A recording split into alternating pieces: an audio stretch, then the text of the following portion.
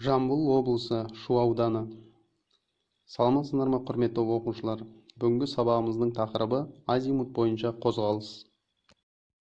Бүгінгі сабағымыздың мақсаты білімділік, оқушыларға бағдарлану туралы түсінік беру. Адрианов компасы аспан денелері арқылы, сонымен бірге жергілікті жер белгілері бойынша көкжиекті анықтауды, азимут бойынша қозғалысты үйрету. Дамытушылық мақсаты жергілікті жерде бағдарлану бойынша алған білімдерін бекіту. Тәрбиелік оқушыларды тапқырлық, өздігінен шешім қабылдау, басқаруды өз қолына алу қасиеттерін тәрбиелеу.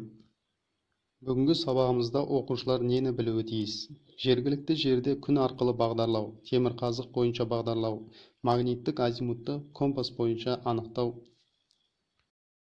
Ықпал етеді.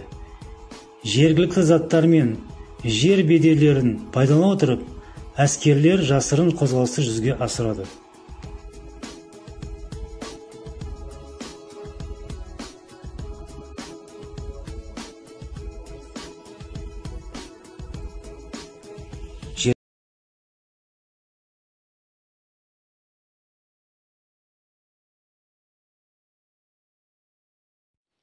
Күн бойынша анықтау.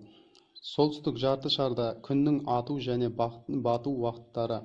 Қыста күн оңтүстік шығыстан атады, ал солтүстік батыста батады. Жазда күн солтүстік шығыстан атады, ал оңтүстік батыстан батады. Көктемде және күзде күн шығыстан атады, ал батыстан батады. Солтүстік жарты шарда күн шамамен сағат 7:00-де шығыста, 13:00-де оңтүстікте, 19:00-де батыста болады. Күнге қарап көкжиек тұстарын барынша дәл анықтау үшін түскен көлеңке әдісін пайдалануға болады.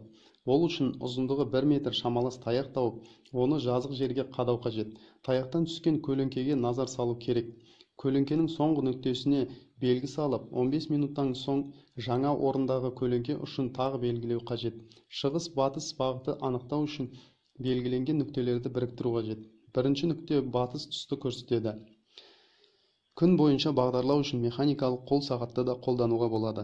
Ол үшін сағатты көлденең жағдайда және сағаттық тілін күнге бағыттап ұстау қажет. Сағаттық тілі мен бір цифры арасында анықталған бұрышты бойынша дәл ортасынан қақ бөлгенде оңтүстік бағыт анықталады.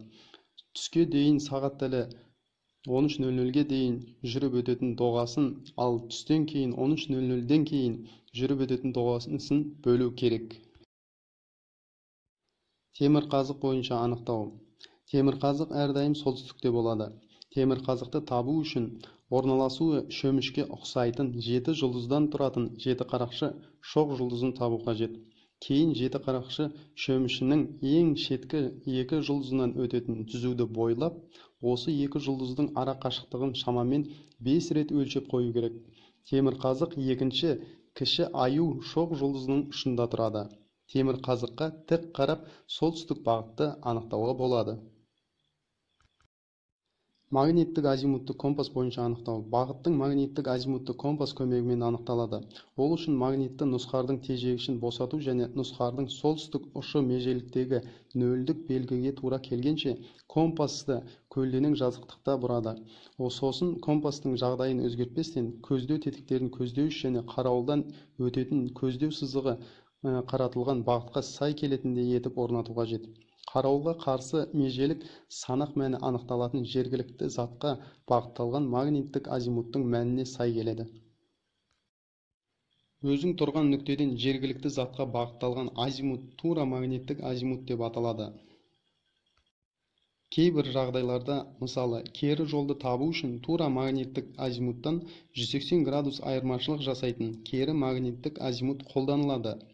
Кері магниттік азимутты анықтау үшін тура магниттік азимутқа, егер ол 180 градустан кем болса, онда 180 градус қосу керек. Ал егер де ол 180 градустан артық болса, онда 180 градус азайту қажет.